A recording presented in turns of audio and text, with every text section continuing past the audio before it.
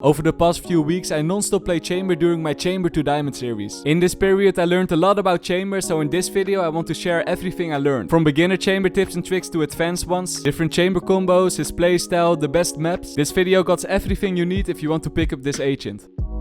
So let's start with the abilities. One of the most unique abilities that Chamber got is his Q, of course. You can compare his pistol with the Sheriff, only then it's a lot better. The most significant difference is that the Sheriff won't be able to one-shot headshot a full armor enemy from long range, while with the Chamber gun this is possible. In fact, you could stand as far away as you want and still insta-headshot the enemies. Easy peasy 150 damage. But there's one very big mistake that a lot of people are making with this ability. A habit a lot of people have is to buy all your abilities if you have extra money. But with this gun, I would not recommend to do this. In a full buy round where you have a Vandal, for example, the chance is very low that you're gonna use your Q ability. So if you have, for example, 1500 credits left, don't spend it on your Q. Just save the credits, and if you die, you can maybe buy a Vandal in the next round. Another thing about this ability is that when you use it, don't be afraid to just spray and use your bullets. When I first picked up this gun, I felt like every shot I did was a waste. Because of course, every shot costs 100 credits. But you have to keep in mind, every kill you won't make is a bigger waste. So if you have enough bullets, just spray on the enemies like in this clip.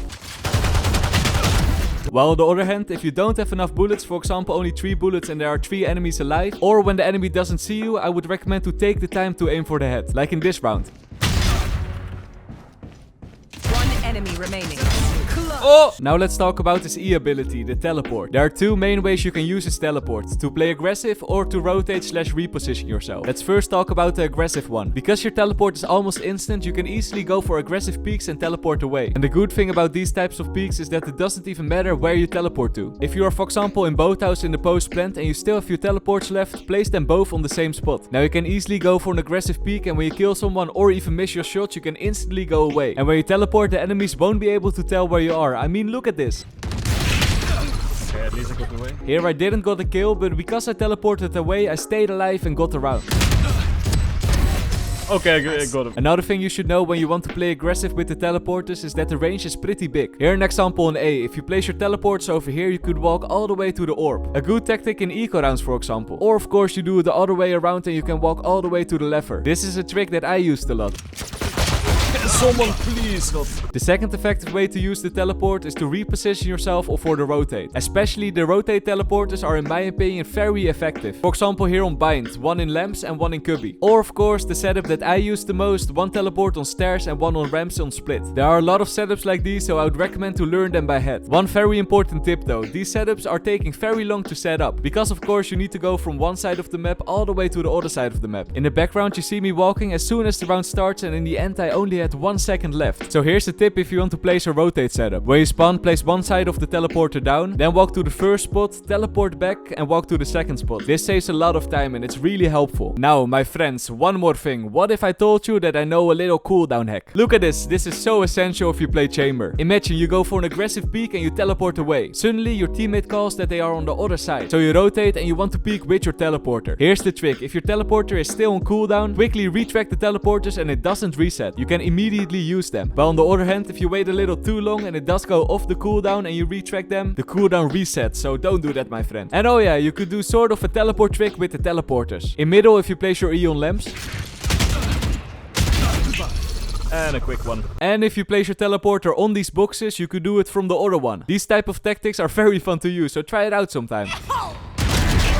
And I'm back. Oh, got 2 kills even. Whoa, that was a lot of info about the teleporter. Luckily, his C ability, the chamber trap, is a lot more simple. A mistake that a lot of people are making is that they think that they should always hide their traps. But this is not actually always the best option. Here an example in Icebox. If you're pushing A and you want to use your trap against the flankers, a lot of people might place the trap over here. It's an okay trap. I actually used it myself a lot. But if the enemies notice it in time, they can actually walk around it. So you could place your trap over here or over here. But in both cases, there is a way the enemies can flank you. So instead, this is a nice option. Every enemy who is flanking will see it, but if they destroy it, you at least got the info that someone is behind you. But of course, if you have the chance, always try to hide it. Around corners, in bushes, in pots, those are all nice spots. Another effective way of using his trap is to use it as bait. Place it somewhere, wait around the corner, and when the trap goes off, peek, easy kills for you. Big tip, also use your teleport so you can get to safety after you get the kill. This is how it will look like.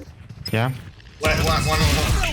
That trick worked. One last thing you should keep in mind is that smart enemies could walk past your trap. If you for example place your trap over here and an enemy with the smoke notices it, you can smoke the trap and walk past it without it going off. You shouldn't be too worried about this because it not often happens, but now you know, my friends. And now let's talk about his ultimate ability. There's not much to say about this ability because it's basically the same as an operator. However, a tactic that I used a lot was saving the ultimate for an eco round. In an eco round, if you get a kill with your gun, it's very OP because then suddenly you have 2 guns in the game. Your operator for yourself, of course, and for your teammate the Phantom or a Vandal. So a small tip, when you use it in the eco round, don't be afraid to play a little more aggressive. In this round I went for an aggressive peek, for example.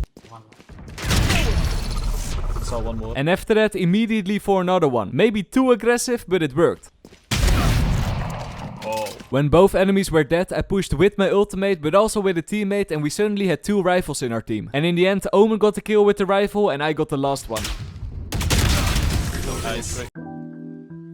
Now let's talk a bit about the playstyle of Chamber. Officially, Chamber is a sentinel, but I think most of us agree that this isn't really true. Because of his instant teleports, you could play very aggressive, way more like a duelist. So on the attacking side, as long as you have a teleporter down, I would recommend to go in first. Another thing I found working extremely well with Chamber was lurking. The trick is to place a teleport close to your teammates. If they're gonna push Aeon Split, for example, over here, then place a teleporter down on the spot where you want to lurk. And when you make a kill or your team needs you, you can instantly go back.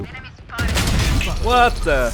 Okay, it worked. And now the defending side. On the defending side, I would recommend to play a little bit more defensive. The reason for this is because your trap is very OP and when you die, your trap doesn't work anymore. Take Haven for example. If you place your trap in garage, nobody has to look at garage. And it's so nice to have a spot where you don't have to pay attention to. But if you want to play aggressive, always place your teleporter down before the barriers are going down. Here's my favorite setup I used a lot during the series. Place the first half of your teleporter on the stairs and the second half in the lever room. Now you can easily push all the way through B main if you want to, and if you kill an enemy, teleport back. Okay. Let's play. Oh, caramba. And another thing you should abuse on the defending side is using off angles. With your teleport you can go to high spots and people don't expect that. Take this spot on Haven for example. Easy peasy kills for you, my friend.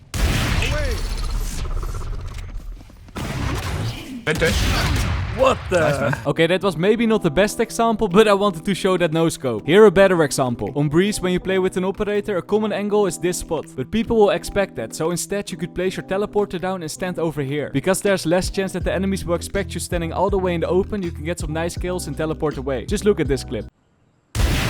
Haha.